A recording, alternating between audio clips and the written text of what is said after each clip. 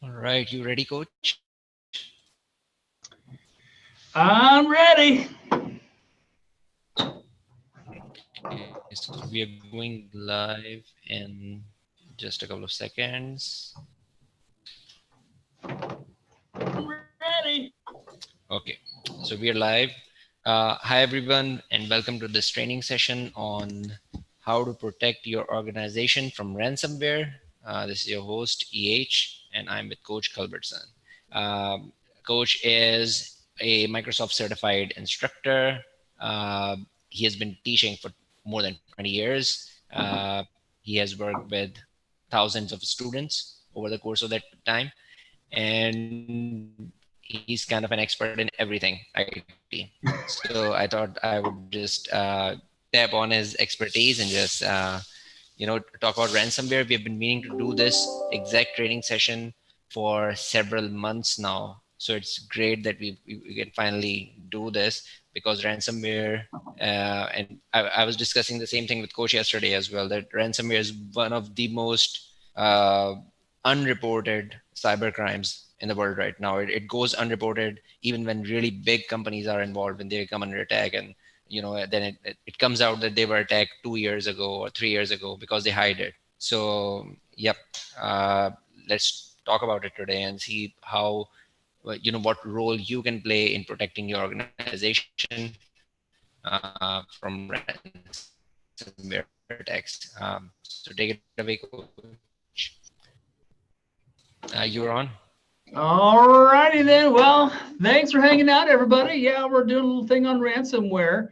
And again, I am your host, Coach Culbertson, and broadcasting to you live from Austin, Texas. Or for those of you who are watching after the broadcast, well, live on Memorex. So, all right. So let's talk about it. Let's get right in. What is ransomware? You have seen it in the news. You probably have seen it on a variety of different channels and websites and all kinds of different places. Here's what ransomware does. It basically locks your files by encrypting them. Okay, that's what it does. And they don't give you the key. Ransomware comes in a lot of different ways into an environment. And the reality is that it is largely preventable. That's the sad thing, is that there's a lot that you can do. A lot of people say, oh, well, there's just nothing we can do. No, there's a ton that you can do. And quite frankly, the reason why we're seeing this uptick in ransomware is that we're seeing a lot of shops' security practices degrade. I know that sounds terrible and it sounds horrible, but it's true. And so the fact is that most ransomware comes in through social engineering. And a lot of times it comes into a shop, not from malicious people. It's usually someone who is being manipulated into thinking that they're doing something other than what they're doing, which is sometimes installing ransomware. And so we still, even in today's day and age, in 2019, we still see shops that are granting administrative privileges to standard users. And people are going in, they're logging in literally every day, either as a domain administrator or an enterprise administrator. Wasn't that long ago, I was in a shop, and literally every person in the shop, 300 people, were part of the administration privilege group. And I was amazed that something hadn't completely, blown up in that shop. It was just shocking to me. And to a certain degree, can you tell someone how to run their IT shop, how to run their InfoSec? And the answer is, well, no, but yes. And sometimes you're like, there's something happening here. So ransomware is software. It is software that is introduced typically into a particular shop, usually by an unintended victim, is the reality. It encrypts all the files on on your drive, or at the very least, maybe not, if it doesn't encrypt all of them, it at least encrypts some of them, usually the most easily found files. And if it does allow you to stay in your device, it can also lock you out of your device altogether. And so there are ways to kind of get around the getting locked out of your device, but your files can still remain encrypted. So it's nasty. It's not great. And the motive behind this, right? The motive behind this is that the ransomware distributors want you to pay them money. Oftentimes, we hear about folks wanting to get in Bitcoin because for some reason people think that Bitcoin is untrackable. Okay, that's a different webinar for a different day. But here's the thing: is that they want money to give you a key to unlock your computer and your own data. So yes, it is extortion. You're right. You're like, that's not right. That's terrible. That's horrible. And yes, you are correct. It certainly is. So this may be like a dumb question because I'm probably the only non-IT, non-technical guy here. So the files, they don't move the files physically. That's fascinating. Like the files are still there on your hard drive. Mm-hmm. Exactly. Yeah, the files stay right where they are. They're just encrypted. Yeah, and and if you're encrypting the files, you don't need to move them. You don't need to steal them. We don't care about the files. We just want you to give us money to get them back, because we know that in this scenario, from a ransomware provider, because by the way, I use the term provider because it is an industry. Okay, ransomware and malware in general is an industry, but they know that your files are important to you. They don't want your files. That's not, what are they going to do with them?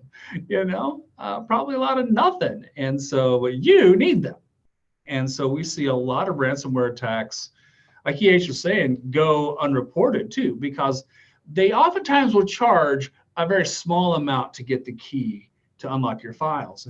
And it can be anywhere between like $50 up to, a couple of thousand, depending upon the target, right? And so if it's an individual person, oftentimes you'll see the dollar amounts usually in the lower amount.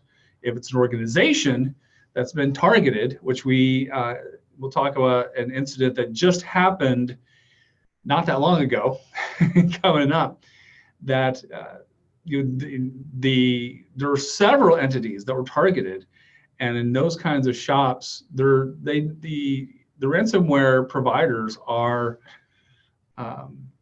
They know who they're targeting, and they know that they have at least a few dollars. And sometimes they're asking for hundreds of thousands of dollars for folks to get their files back. So it's a nasty little scheme, and it kind of dropped off in the middle of right around the 2010s, right around the 2010s.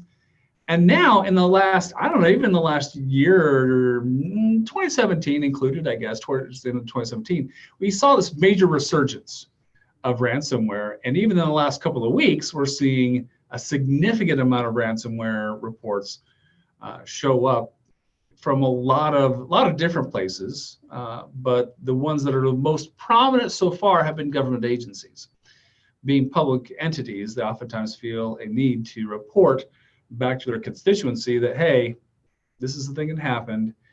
This is why we're offline, And so, so there's a very specific audience that the ransomware providers are going after. But again, the motive here is profit, right? The motive is profit. They're trying to get money from you without doing work. Right? Because we all know that if the criminal element wanted to do hard work to get money, they would all get jobs in IT, right? So, and it's an industry. It is literally a business. There are literally shops with employees that are writing this stuff and providing it to people as a service.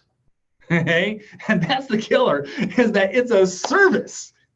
it's not just a one-off, you give me $49.99 and I'll give you this ransomware that you can distribute however you want.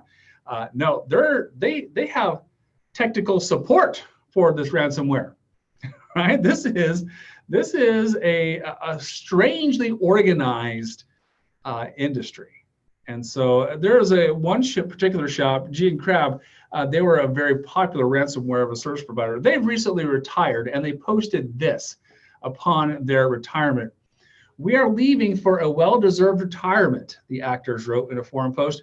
"We have proved that by doing evil deeds, retribution does not come." They claim to have collected more than $2 billion in ransom payments, with those running the service getting somewhere in the neighborhood of 2.5 million a week. And that's from Wire.com, a rather recent article that they posted. Yeah, it's a business, right? It is an industry. It is a concerted effort to extract money from people's pockets, and it is, like they say, it's evil. Even the ransomware providers come around and say it's evil, but we have the money, and you don't. So that's where the problem lies, right? That's where the problem lies. And so even just this last couple of weeks, we have seen a lot of ransomware attacks come into the news. This New York Times article was just a couple of days ago.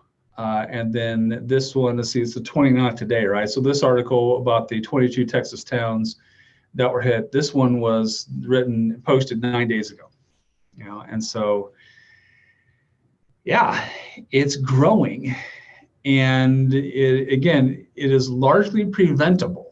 It is largely preventable by doing a lot of basic stuff, right? But then also, I'm going to present some other additional possibilities that you may want to consider. I am not selling you software, okay? So if you want me to sell you a whiz-bang Swiss Army knife will protect you from everything software, I'm sorry. I don't have that. I am a computer trainer, and my job is to educate you. So I just want everybody to know up front, I'm not selling you anything here. I'm not selling you software on this. This is just stuff that I think you should probably know to protect your shop and even your own home machines, by the way, too, from getting hit with ransomware. So the problem really, and let's talk about how does it get into your network, because again, it's not usually bought from malicious entities. It's not usually from someone in a in a dark cloak, coming under the cover of night to infect your network. It's usually it usually happens because of poor security practices. It usually comes from folks getting a link in an email to Sarah's party, and I don't know who Sarah is, but I always like to go to parties, and clicking on that link, and all of a sudden now they're at a website that has a drive-by download that will download and attempt to install to the machine. There's again exploit kits that are out there that are literally being sold with technical support. So it can come from any number of places and spaces. So not that long ago, there was a security study done where they actually took small USB drives and scattered them throughout a parking lot at a major employer. And there's a little software piece that would track and ping a server, if someone were actually to run the software on that particular USB drive. And they distributed 37 drives. Okay, this is 37 drives, and 34 of them were activated. Hey, So people just picked up the USB drive and they just plugged them in? Yeah. Yeah. Hey man, free USB drive, right? And now a lot of you on this call, I mean, listen, we're IT professionals, a lot of us are. or we've worked with and we've been around IT professionals for long enough, we know not to do that, right? But that doesn't mean your people don't know not to do that. And just because you know it doesn't mean that everyone in your environment knows that. So that's the kicker, is that this stuff comes in, it sneaks in, and folks just don't even realize what they're doing. Most engineered attacks like this come from the inside. And in the case of ransomware, it's usually from the inside, from someone who's being socially engineered. Okay, so that is the bummer. So the best solution, of course, is to prevent infection. The best solution is to not to get hit with it to begin with. And again, there's a lot of stuff that your folks can do to prevent ransomware from the IT standpoint. But then also, we're going to talk about the folks who are not IT too. All right. So from the IT staff perspective, right, we need to do standard reduction of attack surfaces. We need to restrict installations and dangerous file types. I know that your users will scream, especially if they have had local administrative rights for a long time.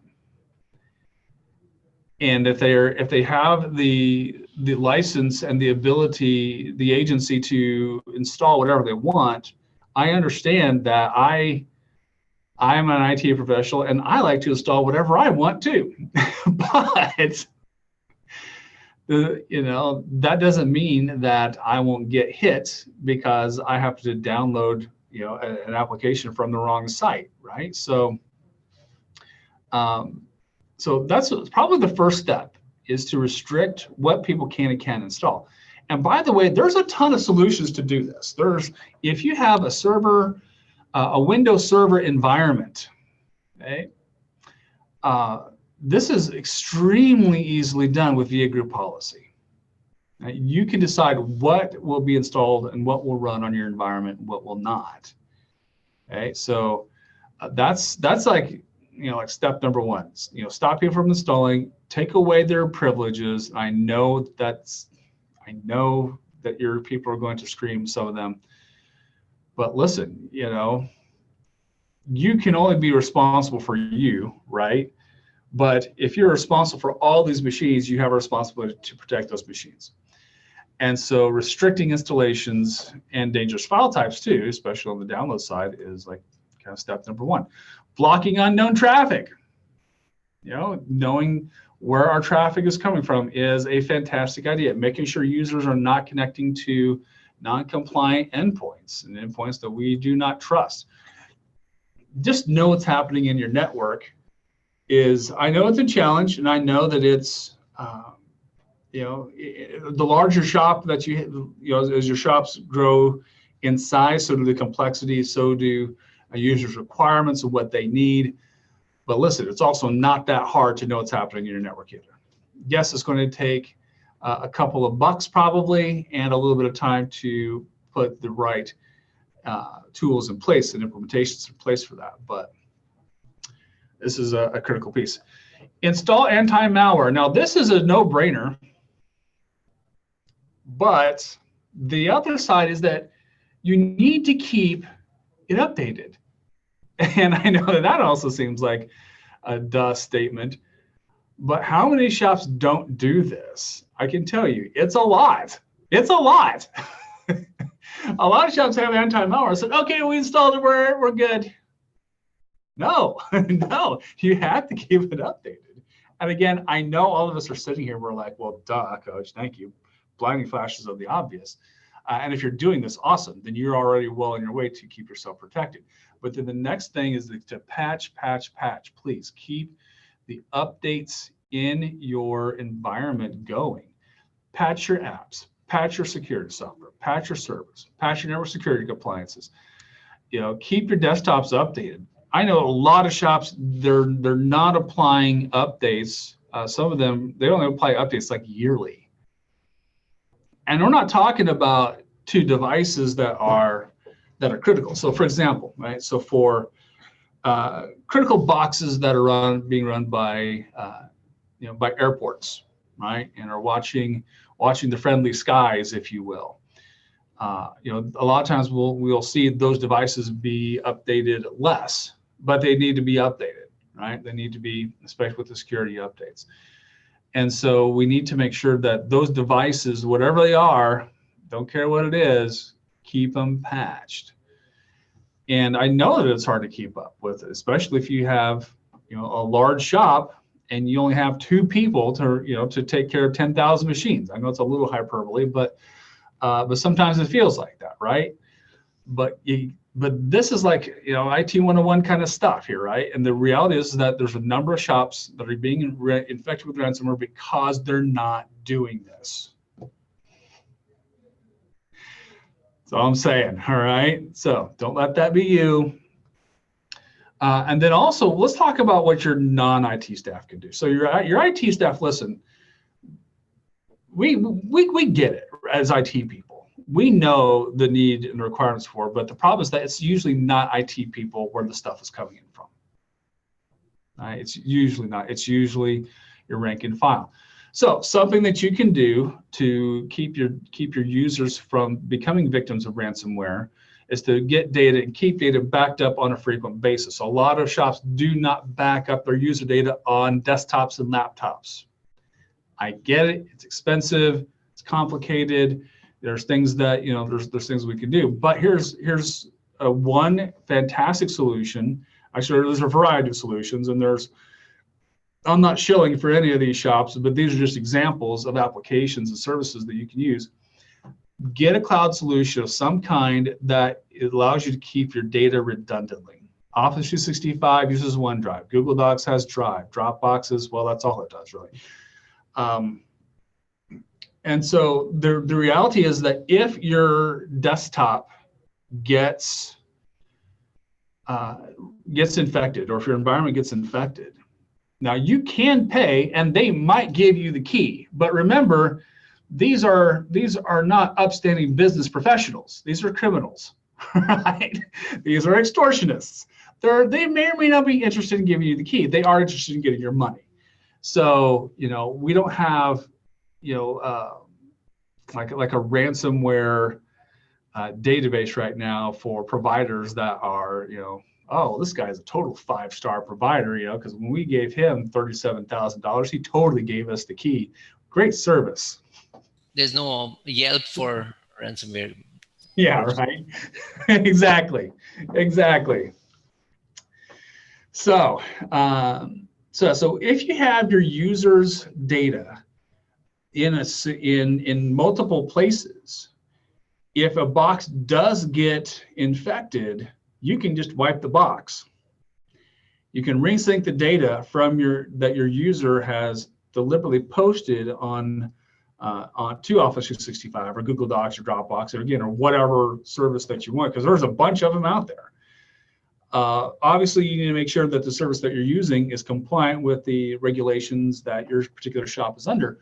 But there's a lot of other advantages to using these kinds of services as well, which we won't get into. But from a ransomware prevention standpoint, the files will be not locked out there, and you can very easily sync the files back down to the local machine. Okay. Educate. Social engineering is still very much the #1 reason for ransomware and any malware infections, to be honest. But of course, ransomware is, the hot topic of the day, right? So, put together, videos, posters, whatever you can do to get people to start being more aware of the security, because it only takes one, right? It only takes one person to get invited to Sarah's party and to go to that download link and to go and download and install that ransomware application and have it potentially spread throughout your network, because, oh, you know what, you should really go check this out, right? And of course, it spreads with all the other typical malware tools that are out there. So social engineering is usually how the stuff comes in. It's not. A lot of people say, well, it's it's an attack from the outside. Well, yes, kind of. Kind of. Again, why do a lot of hard work for this, right? Again, this is not, the point is not to do hard work. That's the point. The point is not to put in a good, honest day's labor. The point is to extort money, to get it fast and easy and not do a lot of work. So why do that when someone will happily take the software in for you into your own shop, right? So there's that. So train your people. And you know what? I know that not every shop wants to do like big sweeping training, but you can get partners to do the training. There's a shop here in town. They just went through a round of layoffs, and the first people that went were their training staff. They said, "Well, coach, we can't do the training because we cut our trainers loose." Well, you can outsource that. Get a partner to do it. Do lunch and learns. There's a lot of security basic courses out there that training partners will happily plug in for you, and then even provide follow-up for. So if your people know what to look for, then they're way more secure. It's that old adage, and knowing's half the battle, right? Thanks, G.I. Joe. And certainly this is probably after reducing all of the mechanized methods that might be used to allow ransomware to get into your shop, the next thing you need to do is to educate your people. Okay. Then after people are educated, then go get a data redundancy solution of some kind and then enforce your users to post their data into these redundancy solutions, like 365 and Drive and Dropbox and SugarSync and I don't know, there's 1,000 of them out there, and they're not that expensive. By the way, if you're on Google Docs, if you're a Google Apps Office, I know a lot of shops are, you already have Drive. Okay? If you're running Office 365 in your company, you already have OneDrive available. All you have to do is have your users move their data into it. And it's not a difficult thing. Why not just use what you already have? I know, it's just shocking. And but a lot of folks don't think about it because they just don't think about it, right? So I think that with just a little bit of effort and I don't know that it changes your whole culture, right? I don't know if it changes your whole culture in your shop to have your users save things to their OneDrive instead of to My Documents. Maybe it is a culture shift, but at the same time, ransomware is a very expensive proposition, right? Because we know that in today's day and age, it's not oil that is the number one resource in the world. It is data, right? It is data, no matter what it is. Computers we can replace, applications we can reinstall. Data, however, is priceless. So protect it, protect it, protect it, protect it. Now, if you do get stuck with getting hit from a malware application, one of the very first things you need to do, if you suspect malware, you need to start pulling plugs out of your network as fast as you can. Isolate the machine or the machine you suspect is infected. Identify what malware has infected the machine. It's pretty easy to find out, by the way, because there are only a few malware providers of this type, right? So it's pretty easy to discover what it is. And then you need to report the infection. And so one of the things that security and InfoSec people have known for a long time is we're going to get some of our best information from each other. And so if you are infected, you need to report the infection to not just your own InfoSec people, but then also potentially to other authorities as well. Yeah, and let people know, okay, we have been infected, we're locked out. Here's what we've been infected with. Because as we know more and more, there's so many malware infections that go unreported every year because it's so there's not a huge amount of dollars, right? You should say, oh, well, $700. Oh, okay, well, that's an accounting error for our company. Pay them $700, get us the key, and let's do better next time, right? And that's certainly some shops' approach. However, authorities are recommending, and because here's the thing, is that you don't necessarily know if you give them X amount of dollars that they will pay you, that they will give you that key, right? So assess what you can do. Typically speaking, a wipe and load scenario is going to be the best. Okay. Now then, if the machines that you're using have not been backed up, and you don't have a data redundancy plan in place, there could be data loss, right? So that's why prevention, is your first wave of attack and defense at the same time. And then, if you are infected, yeah, listen, I get it. I have deep compassion because way back in the day, golly, it must have been 2002. I got infected with ransomware. It was my personal machine, and so I was like, I cannot believe that I was this obtuse to not notice that I was probably downloading something that was probably infected, and it happens. It happens to the best of us. So then you do better next time, right? You have a plan of prevention that you need to put into place so that it doesn't happen again. But if you're in a position where you have to make this call for your shop. I can't make it for you, right? On whether or not to pay the ransom. A lot of shops will say, well, we don't negotiate with terrorists or extortionists or whatever you want to call them. Okay, I get that. If that's the case, then if you've done the prevention, then you don't have to worry much about it because the prevention is already there. You have redundant copies of the data. You can just pull down from the cloud. You're done. It's good, right? But if the data is not backed up, you don't have a redundancy for that. It could be a problem. Okay. So, there are courses that are out there that can be helpful for IT staff. QuickStart does offer an enterprise security fundamentals class. It's like around 16 hours. You can come hang out with us. And also Security Plus. Security Plus is a great foundational level course that I really think every IT professional should take anyway. The basics haven't changed that much in 20 years. Okay, I mean, some of you're expecting like some kind of miracle solution for me to bring to you in this session, and some of the stuff I've been saying is pretty basic, right?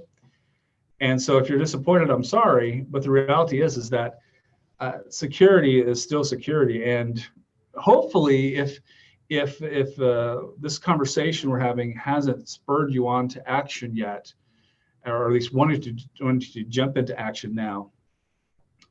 Send somebody to class or get them set up and get them grounded in the basics, because the basics are still solid and can prevent a massive amount of breaches. And then also for non-security people, or non-IT people, I should say, non-IT people, we have a digital security awareness. It's less than 6 hours, right around that. And again, get yourself a partner, get your partner in to do that, whether it's online or video or whatever you want to, whatever modality you feel is going to be right for your shop. Cool. But most shops, it's going to be not the IT people. The IT people can only mechanize so far, and I know, we can only mechanize so far. And at that point, we also have to take care of our rank and file, make sure that the humans are also protected, right? And a source of protection for your company. That's what I have, my friends. Do you have questions, comments, funny stories, rude remarks, or angry complaints that you'd like to discuss about ransomware?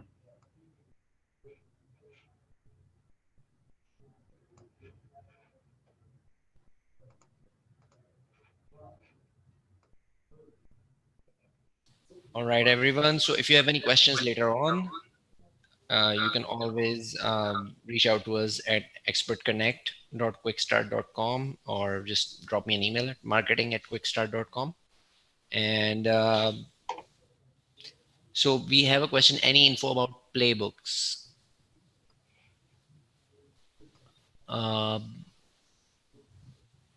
Uh, could you explain this question a little bit more? Like, what do you mean by playbooks?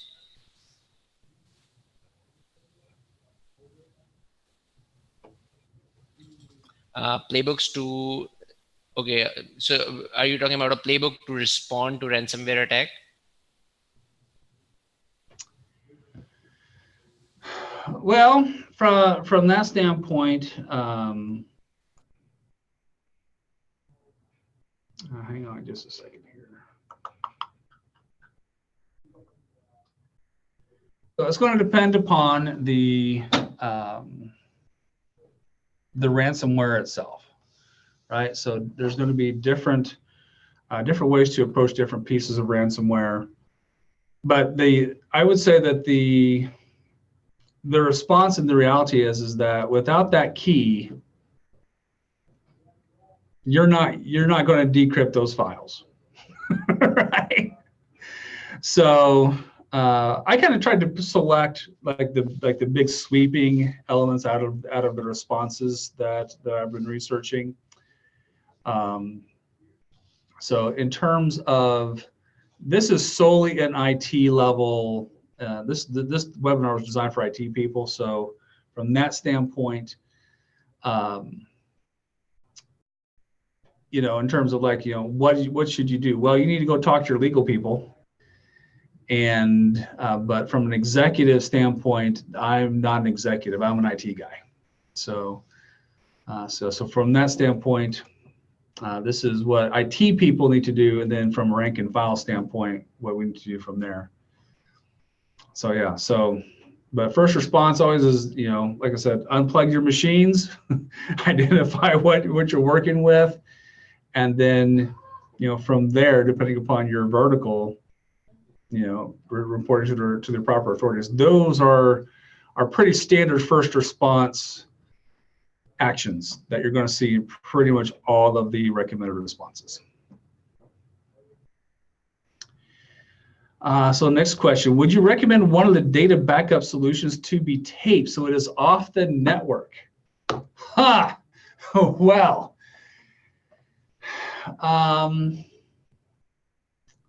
I'm not sure I would recommend that. I mean, certainly tape has been a standby for since the beginning, right? And so is it an option? Yes. The challenge, I would say, with tape is, are you going to back up your clients, right? So, and so if you have a solution in which you are taking your client data, transferring it to a server, and then backing up that server in a centralized source, then that would make sense to me using tape. I don't know that doing tape, certainly that's a method, right? I mean, it's off the network and it's more secure. I think cloud-based solutions are just as secure, in my opinion. Lots of people want to fight with me about this. I've been doing cloud stuff like the last,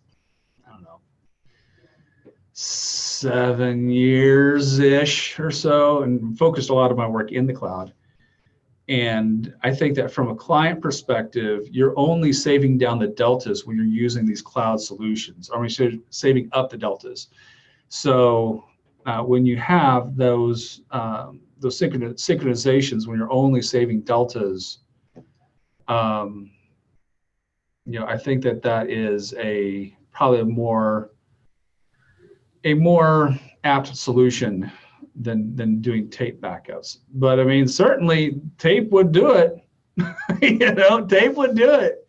I know there's still a lot of shops that are running tape. And so if your solution is able to extract the client data, if you're doing something like a lot of shops, they will not allow clients to write to, like even like my documents. Usually in those shops, there's only a small risk that ransomware will be installed because users can't install anything, right?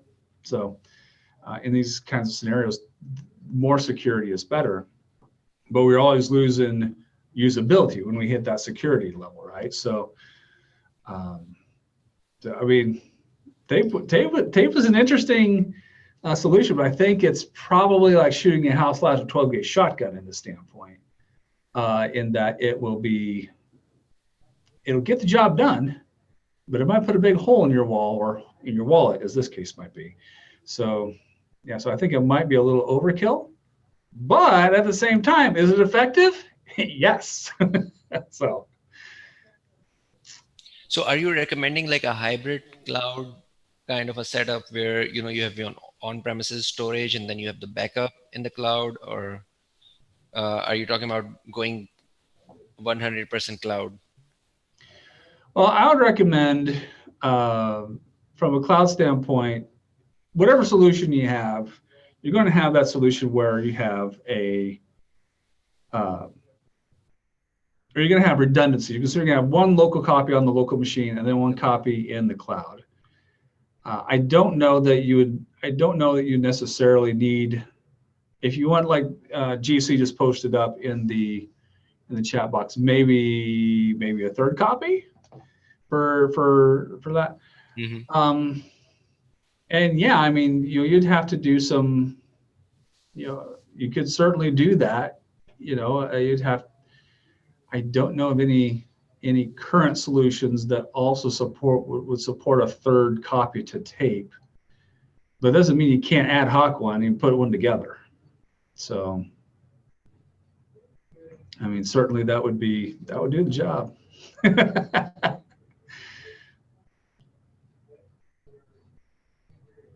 All right, good questions. Other questions?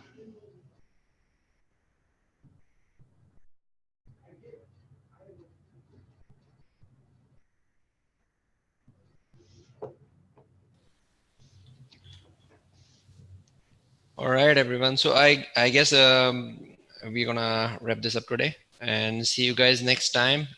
Thank you, Coach, for a wonderful session on ransomware.